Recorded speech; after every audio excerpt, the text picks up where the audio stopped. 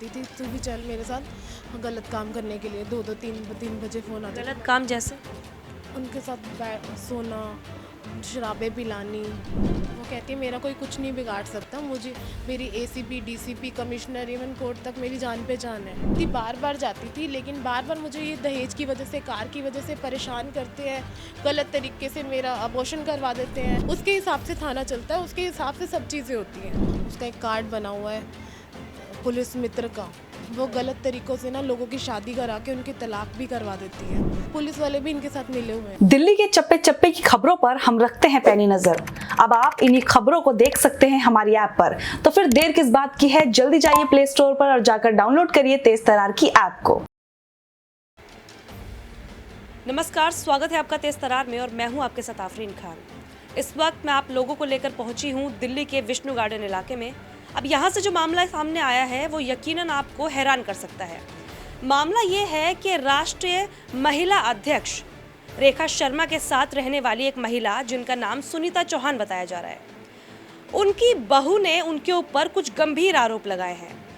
उनकी बहू का कहना है कि उनके ससुराल वाले उनके साथ मारपीट करते हैं, दहेज के लिए उन्हें प्रताड़ित किया जा रहा है। जब से उनकी शादी हुई है तब से दहेज की डिमांड उनसे की जा रही है और नौबत तो यहाँ तक आ गई कि अब उनके ऊपर हमले भी होने लग गए हैं।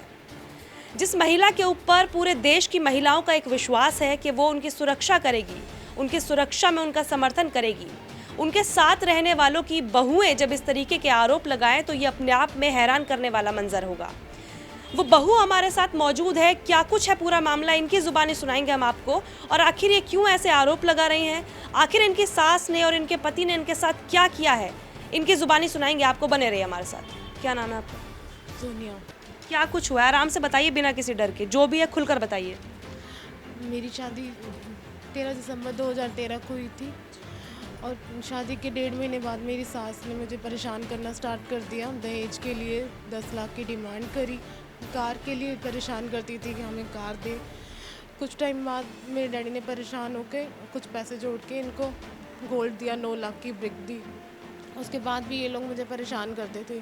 3 बार मैं प्रेग्नेंट हुई, इन्होंने मेरा मिसकैरेज करवा दिया। मेरे हस्बैंड ने गलत तरीके से अबॉर्शन करवा? हाँ, अबॉर्शन करवा दिया। और उसके बाद घर चेंज करके मुझे छोड़ते जाते थे, अपना घर चेंज करते थे। क्या कहा था अबॉर्शन जब करवाया था तो क्या कहा था? अबॉर्शन जब करवाया था तो यही बोलते थे कि ये गोली खा ले, ये ऐसे कर रहे। मतलब बच्चा क्यों नहीं चाहिए था उन्हें? बच्चा उनको ही पता है कि क्यों नहीं चाहिए था। आप दहेज नहीं दे पा रहे थे, इस वजह से बच्चा नहीं चाहते थे? हाँ जी। उनको ये था कि बच्चा हो जाएगा तो फिर इनकी अपनी लाइफ बन जाएगी आपस में। हमारे घर पे कुछ लोग आते जाते थे पॉलिटिक्स के, तो उनके साथ भी उठना बैठना करवाती थी, ड्रिंक करवानी, ये सब। आपको बोलती थी कि आप इन लोगों के साथ दारू पीजिए, ऐसा? इन सर्व करो दारू वगैरह, और नहीं करती थी तो मारती पीटती थी। और रात को उसको फ़ोन आते थे कि मुझे भी साथ कहती थी तू भी चल मेरे साथ गलत काम करने के लिए। 2-2 3 बजे फ़ोन आते। गलत काम जैसे? उनके साथ सोना, शराबें पिलानी, गंदे काम करती थी। और मुझे मतलब आपको कहती थी, अपनी खुद की बहू को कहती थी कि किसी और के साथ जाकर आप सो जाइए? हाँ, और मैं मना करती थी तो मुझे मार। पति कुछ नहीं कहते थे? नहीं, वो कहते थे यहाँ रहना तो ये सब करना पड़ेगा। मेरी पति का नाम क्या है आपके? विक्रम चौहान। क्या काम करते हैं? उनका अपना काम है गाड़ियों की एक्सेसरी का, ऑनलाइन। और अपनी बीवी से इस तरह का काम करवाने की कह रहे हैं? हाँ जी। और बार ये लोग घर छोड़ जाते थे, किराए का घर लेते थे, मुझे मेरी मम्मी के घर छोड़ देते थे थोड़े टाइम के लिए। और जब मैं फ़ोन करती थी मुझे ले जाओ, कहता हमने नहीं रखना, हमारा तलाक ही होगा, हमने नहीं रखना, तू वहीं रहे। और कहता हमने सामान शिफ्ट कर लिया है, तू भी अपना आके सामान शिफ्ट कर ले, जहाँ मर्जी लेकर जा, मुझे नहीं पता।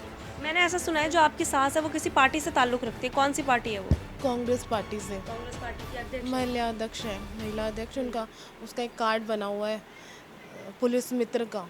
वो गलत तरीक़ों से ना लोगों की शादी करा के उनकी तलाक भी करवा देती है। मतलब उन कोर्ट मैरिज खुद ही करवा के, खुद घर में कुछ पुलिस के लोग हैं जिनके साथ इनका, वो टाइम आने पे एडवोकेट बन जाती है, टाइम आने पे कुछ भी बन जाती है जो जिसको ज़रूरत होती है, और तलाक करवा देती है। थोड़े पैसे खुद खाती है, थोड़े पुलिस वालों को खिलाती। पुलिस वाले भी इनके साथ मिले हुए हैं। मैं शुरू से। आपने कंप्लेंट की है इस सब चीज़ों की कि आपके साथ मारपीट हो रही है, दहेज के लिए आपको ऐसे प्रताड़ित किया जा रहा है? मैंने पुलिस में कंप्लेन करी थी पर पुलिस कोई कार्रवाई नहीं करती। इवन मेरे डैडी भी पुलिस में जाते थे कि मेरी बेटी परेशान है ऐसे ऐसे, वो कोई कार्रवाई नहीं करते थे, हमारी फाइलें ही दबा देते थे। कौन से पुलिस स्टेशन में जाती हैं आप? ख्याला पुलिस स्टेशन हमारे घर का वही लगता आईओ कौन है आपका? है। प्रियंका है। और अब लास्ट टाइम मेरा जब ब्लेड लगवाया उन्होंने हमला करवाया तो जतिन है उसका। अच्छा, आपके ब्लेड से भी हमला हुआ है? हाँ जी, कब हुआ है? मेरा 1 महीने पहले 3 तारीख को कहाँ पर हुआ था ये हमला? इनकी मध्य वाली गली के बिल्कुल बाहर ही हुआ था, चौराहे पर। कितने लोग थे हमला करने वाले? 3 लोग थे। देखा है आपने उन्हें पहले कभी? नहीं, मैंने देखा नहीं है उनको, लेकिन मैं सुबह अपनी एक्सरसाइज करके आ रही थी, पहले उसने मेरे ऊपर हमला किया, मुझे स्कूटी से गिराने की कोशिश करी, मैंने अपने आप को बचा लिया। मैं थोड़ी आगे गई, वहाँ से आया पुलिस, तो उसने ना कुछ चीज़ मारी मेरे फेस पे और अपना सिर मारा, साथ में ब्लेड लगा दिया। तो मेरी ये चीज़ ना स्किन एकदम उठ गई थी, ब्लू हो गया था एकदम ही। और उस टाइम मैंने पुलिस में कंप्लेन करी तो मेरी कोई सुनवाई नहीं हुई।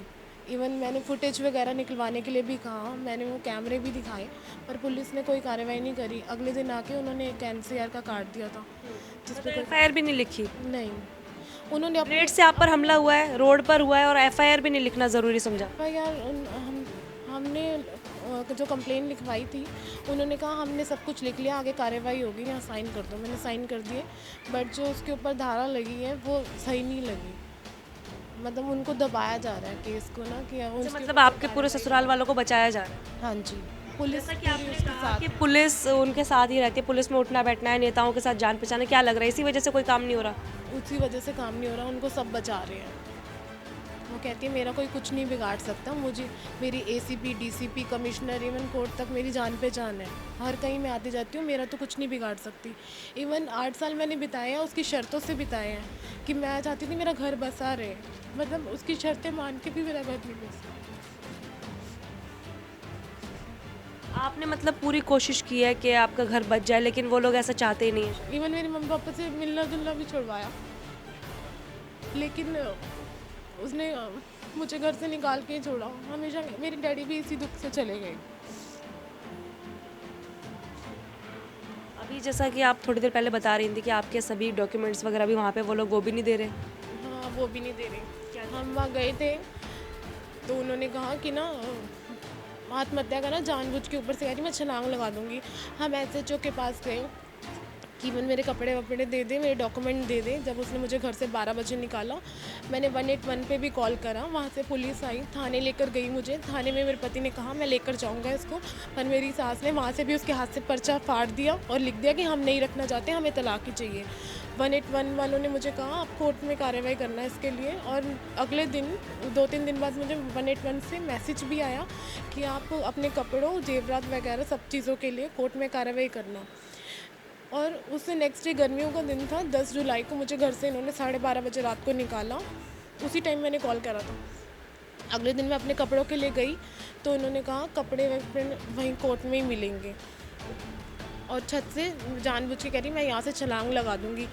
SHO ने 2 जने भेजे थे मेरे कपड़ों के लिए, उनके सामने नाटक कर रही कि मैं नहीं दूंगी, जहाँ जो करना है कर ले। SHO के पास दोबारा गई, उन्होंने 2 बंदे और भेजे, 4 बंदे हो गए। 4 बंदों के सामने भी ये लेडी डरी नहीं, निडर होकर कहती तुझे जो बिगाड़ना बिगाड़, कोर्ट में जा, कोर्ट में कार्रवाई कर, जो कोर्ट कहेगी ना मैं वो करूँगी, मैं नहीं डरती किसी से। अभी आपका डिवोर्स हो गया है? पास गई तो SHO ने कहा टेढ़ी खीर है, तुम वहीं जाओ, ये मेरे हाथ भी नहीं आएगी। मतलब SHO, मेरे को तो लग रहा था मेरी सास SHO है, जैसे वो मेरे साथ कर रही थी, उसके हिसाब से थाना चलता है, उसके हिसाब से सब चीज़ें होती हैं। ख्याला थाने की बात करें जी, SHO का नाम बता दीजिए एक बार। SHO का नाम गुरुसेवक सिंह। तो उन्होंने ये कुछ कहा है कि आप हमारे बस की बात नहीं है ना संभालना? हाँ, टेढ़ी खीर है, ये भी डायलॉग मारा है कि टेढ़ी खीर है, ये हमारे हाथ नहीं आएगी, आप कोर्ट में जाके कार्रवाई करो। तो SHO किस बात का वो? मेरी सारी जितनी भी FIR हुई है वो दबा दी गई है, मतलब कोई उस पर कार्रवाई नहीं हुई ना। जो मेरे साथ हुआ है उसके अकॉर्डिंग उसके धारा लगी है। और ये ऐसा एक बार ही नहीं हुआ, 4-5 बार इन्होंने अपना मकान शिफ्ट करके मेरा सामान रोड पे छोड़ के मैं नाले पे रोती रही। इन्होंने मेरी कोई हेल्प नहीं करी। मेरा पति भी ऐसे चला गया वहाँ से छोड़ के, और इन्होंने मेरे साथ जितना गलत किया मैं सहती नहीं, क्योंकि मेरी लव मैरिज थी। तो मेरे को लगा था मेरा घर टूट जाएगा, मैंने अपना घर बसाना है। मैंने हर कोशिश करी लेकिन मेरा घर नहीं बस पाया, सिर्फ मेरी सास की वजह से। और ये गलत चीज़ों के, जैसे इसका पुलिस में कनेक्शन है और भी लोग आते जाते हैं, लेकिन मेरा पति भी इसके साथ है। अगर वो साथ इसके नहीं होता तो आज वो मैं उसके घर पे होती, लेकिन पुलिस हमारी कोई हेल्प नहीं कर रही इसके लिए। आपके पति भी इन सब चीज़ों में आपको बिल्कुल साथ नहीं देते कि आपकी सास आपके साथ गलत कर रही है? वो कहता है मेरे पापा नहीं समझा पाए मेरी माँ को, वो जैसे कहती है वैसे ही करना पड़ेगा, नहीं तो आप यहाँ पे नहीं रह सकती। इवन मेरे ससुर हैं, उनको भी पुलिस वालों के साथ बिठाती थी, पिलाती थी, उनका लीवर तक ख़राब हो गया। अपने पति को मारने वाली यही थी, मतलब उनकी इतनी बुरी हालत कर दी और दुनिया को बताती है कि इनकी हालत ऐसे ख़राब होगी, लेकिन मेरे सामने पिलाती थी। अपने हस्बैंड को खुद भी पीती थी शराबें, मुझे कहती थी सर्व करने के लिए, मैं मना करती थी तो मारती डांटती थी मुझे। एक दिन उनकी डेथ हो गई। डेथ होने के उनका 17वां था, 17वें के अगले दिन 18वें में मेरे डैडी को अटैक आ गया था। मेरी मम्मी ने फ़ोन करा तो मेरे हाथ पैर वैसे ही हो गए, मैं समझ ना आए पैसे कहाँ पड़े हैं। मैंने अपने हस्बैंड को बोला कि मेरे पापा को ऐसे अटैक आया है। 17वां हो गया था पूरे तरीके से, पंडित वगैरह इनका सारा काम हो गया था, लेकिन मगर मेरे बाप पे पड़ी है, मैंने भी तो जाना है ना, तुम्हारा साथ दे रही हूँ। तो इन्होंने मुझे शर्तों पे लेकर आए थे, माँ बाप से नहीं बोलना, अगर मेरे डैडी मरने वाले हो गए हैं तो मैं जाऊँगी नहीं। मैंने अपने हस्बैंड को बोला, तब भी मेरे घर लड़ाई हुई, मेरी सास ने नहीं भेजा। मेरे हस्बैंड ने गाड़ी करवाई और मुझे भेज दिया कि तुम जाओ, मम्मी को मैं समझा लूँगा, उनकी आदत है ऐसी।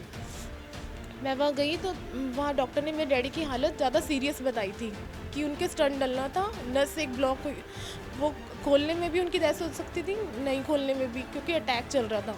तो 3 दिन मुझे वहाँ हॉस्पिटल में रहना पड़ गया। मैंने अपने घर पे फ़ोन करा कि ऐसे बात है, मेरे हस्बैंड कहते रह लो। जिस दिन उनको डिस्चार्ज हुआ मैं अपने घर पर आई, छुट्टी मिली, 10 जुलाई थी, 10 जुलाई का दिन था। और मैं अपने घर, मेरी इतनी हिम्मत नहीं थी, 8:30 बजे डिस्चार्ज हुए, मेरे डैडी घर पे आए हैं कि मैं यहाँ पे खाना खा लूँ, मुझे इतना डर था, मैं उसी टाइम अपने घर चली गई। वहाँ इन्होंने पहले ही प्लानिंग करी थी कि इसको घर से निकालना है, वहाँ मुझे ऐसे इन्होंने निकाल दिया, लड़ाई करके, मार धाड़ के। उसी टाइम मैंने 181 पे कॉल करा, क्योंकि मेरे पास 4 बार इन्होंने ऐसा करा।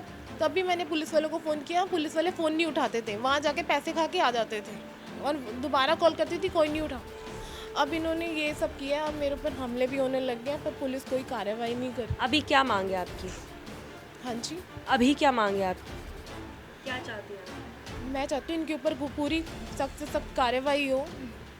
आप रहना चाहती हैं अपने पति के साथ अभी? मेरे रहने से मैडम कुछ नहीं होगा, क्योंकि मैं बहुत बारी रहने की कोशिश कर ली, ये लोग मुझे नहीं रहने देते। अब तो मेरे ऊपर हमले कराने लगे, अब तो मेरे को मेरी जान का ही खतरा हो गया। मेरे रहने से क्या होगा? इतने टाइम से मैं रह ही रही थी, रहने की कोशिशें कर रही थी, बार बार जाती थी, लेकिन बार बार मुझे ये दहेज की वजह से, कार की वजह से परेशान करते हैं, गलत तरीके से मेरा अबॉर्शन करवा देते हैं। मैंने इतने बार अपने बच्चे गंवाए, अपना शरीर ख़राब करा। मैं ऐसे इंसान के साथ अब नहीं रह सकती जिसके साथ मुझे अपनी ज़िंदगी का ही खतरा हो। मेरा फेस तक ख़राब करवा दिया उन्होंने। क्या मांग है आपकी? मेरी मांग ये है कि जो मेरा केस चल रहा है, उनके सबूतों को पुलिस जांचे और उस पर कार्रवाई करे। और जब मेरे ब्लेड लगा था उस टाइम की मेरी सास की कॉल डिटेल निकलवाई जाए। अगर आपको लग रहा है कि ये सब कुछ आपके ससुराल वालों ने ही करवाया? बिल्कुल मैडम, मेरे को पूरा विश्वास है उन्होंने ही करवाया है, और वो मेरे ऊपर दबाव बना रहे हैं मेरा केस वापस लेने के लिए, कि मैं डर के अपना केस वापस ले लूँ। इसी वजह से हमले करवा रहे हैं? हाँ जी बिल्कुल। और उस टाइम की अगर आप कॉल डिटेल भी निकलवाओगे, इनकी बड़े बड़े लोगों से, नेताओं से, जो भी ये करवाती हैं, सारी कॉल डिटेल निकलेगी, उसमें ये भी निकलेगा जिसने मेरे से ब्लेड मारा है। तो आप इसकी कॉल डिटेल निकलवाओ और कड़ी से कड़ी इसको सज़ा दिलवाओ। अच्छा, आपको लग रहा है ना कहीं कि इतनी जान पहचान इनकी नेता हो या फिर पुलिस हो, इसी वजह से कुछ एक्शन नहीं हो रहा इन पर? बिल्कुल इसी वजह से नहीं हो रहा कि वो लोग इसको बचा रहे हैं, और एक मैं तो बिल्कुल मैं इसके कहने पे ही चलती रही, लेकिन इसके ऊपर जिनका हाथ है, ये पॉलिटिशियन, पुलिस वगैरह, एसीबी, डीसीबी, जिनका ये मेरे ऊपर दबाव बनाती है, डराती है, वो लोग इसको बचा रहे हैं, मेरे केस को आगे बढ़ने नहीं दे रहे। तभी मेरे कोई भी फाइल, FRI वगैरह, आज 1.5 साल हो गया मेरे केस को, कुछ भी नहीं हो रहा। और इनके पास जो मेरा स्त्री धन, गोल्ड वगैरह है, वो सब मेरे को वापस दिलाया जाए। मेरे पापा ने जो ब्रिक दी है 9 लाख की, मेरा गोल्ड है, स्त्री धन है, फर्नीचर है, सब चीज़ें मुझे वापस दिलवाएं। आप अपना सामान वापस चाहते हैं? बिल्कुल सारा सामान मैं अपना वापस चाहती हूँ, जिस पे कोई कार्रवाई नहीं हो रही। एक बहू जो यहाँ पर रो रो कर इंसाफ की गुहार लगा रही है। सबसे पहले आपको एक कागज़ दिखा देती हूँ। इन लोगों ने अपने इंसाफ के लिए कुछ सबूत निकाल कर रखे हैं। अब देखिए, आपको पता ही होगा कि इंसाफ के लिए इंसान क्या क्या कर जाता है। ये इनकी सास की फेसबुक आईडी है, जैसा इन्होंने हमें बताया। इसमें लिखा है कि वो कांग्रेस पार्टी से प्रेसिडेंट है, और इसके अलावा यहाँ पर तमाम फ़ोटोज़ हैं। मैं आपको दिखा देती हूँ एक बार कि जैसा कि इनकी बहू ने कहा कि उनकी जान पहचान बड़े बड़े लोगों के साथ है और इसी वजह से उनके ऊपर कोई भी एक्शन नहीं लिया जाता। ये आप देखिए कि तमाम जो बड़े लोग हैं उनके साथ उनकी फ़ोटोज़ हैं, फिर चाहे वो पुलिस स्टेशन में हो, एसीपी हो। और इसके अलावा जैसा बहू ने बताया कि इनकी सास की बहुत ज़्यादा जान पहचान है, चाहे वो नेता हो, चाहे वो पुलिस वाले हों, इसी वजह से उनके साथ कोई भी जो एक्शन होना चाहिए वो यहाँ पर नहीं हो रहा है। आपको कुछ फ़ोटोज़ दिखा देती हूँ स्क्रीन पर। आप देखिए, दिल्ली प्रदेश कांग्रेस कमेटी की फ़ोटो में भी वो शामिल नज़र आ रही हैं, पुलिस वालों के साथ भी वो नज़र आ रही हैं। फेसबुक पर भी लिखा हुआ है बाकायदा कि कांग्रेस पार्टी से वो ताल्लुक़ रखती हैं। इसके अलावा तमाम फ़ोटोज़ आप देख लीजिए और अब आपको बताते हैं कि असल मुद्दा है क्या। देखिए, सबसे पहले एक चीज़ आपको क्लियर कर दूं कि जो भी बातें अब मैं आपको बताने जा रही हूं वो एक बहू की अपनी सास के ऊपर आरोप है। हम किसी भी बात की यहाँ पर पुष्टि नहीं कर रहे। हालांकि इन्होंने तमाम सबूत दिखाए हैं, वो सबूत हम आपको भी दिखा रहे हैं। अब बात यह है कि एक बहू जो यहाँ पर हमारे साथ मौजूद है, इनका कहना है कि इनकी सास, इनके पति इन्हें इतना ज़्यादा प्रताड़ित करते हैं कि ये अब तंग आ चुकी हैं, और इतनी ज़्यादा तंग आ चुकी हैं कि इन्होंने अलग होने का फैसला तक ले लिया है। बात जब तक दहेज की थी इन्होंने बर्दाश्त किया। 8 साल किसी का जुल्म और अत्याचार सहना कोई आम बात नहीं है, लेकिन एक लड़की के लिए उसका चेहरा बहुत ज़्यादा मायने रखता है। अति तो तब हो गई जब इनके ऊपर ब्लेड से हमले करवा दिए गए, वो भी इसलिए ताकि ये अपना जो केस इन्होंने दायर किया है वो वापस ले ले, क्योंकि इनके ससुराल वाले चाहते हैं कि उनकी बदनामी ना हो। इन्होंने जो आरोप लगाए हैं वो वाकई में बहुत ज़्यादा गंभीर हैं।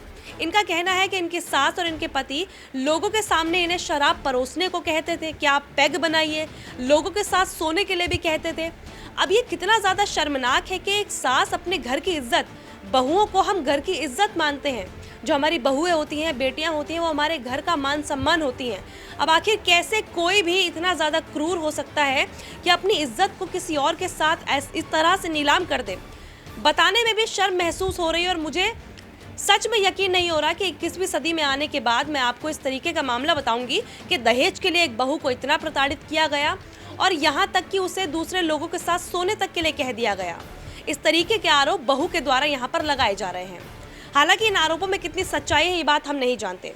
वही बात आएगी जब पुलिस कार्यवाही की, तो आप जानते हैं कि अब मैं आगे क्या कहने वाली हूँ।